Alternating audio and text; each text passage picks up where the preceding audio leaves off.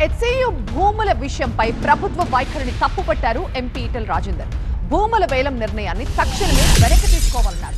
లేకపోతే ప్రత్యక్ష చర్యలతో రంగంలోకి దిగుతామని చెప్పారు. హెచ్సియులో విద్యార్థులపై దాడిని ఖండించారు ఈటెల రాజేందర్.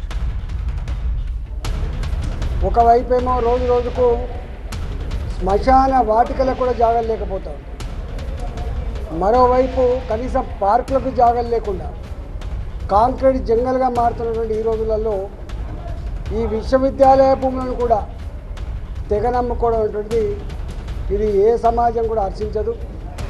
మరి రేవంత్ రెడ్డి గారు ఎందుకు ఇలాంటి ఆలోచన చేస్తుండో అర్థం కావట్లేదు. కానీ 15 నెలల కాలం నుంచి చూస్తున్నాం, ప్రతి నిర్ణయం ప్రజా కంటకమైన ప్రజా వ్యతిరేకమైన ఆలోచన తప్ప, తిరోగమనపు చర్యలు తప్ప ఏ ఒక్కడు కూడా ప్రోగ్రెసివ్ ఆలోచన లేదు. నేను ఒకటే, నిన్న విశ్వవిద్యాలయపు విద్యార్థుల మీద జరిగిన దాడిని తీవ్రంగా ఖండిస్తున్నాం.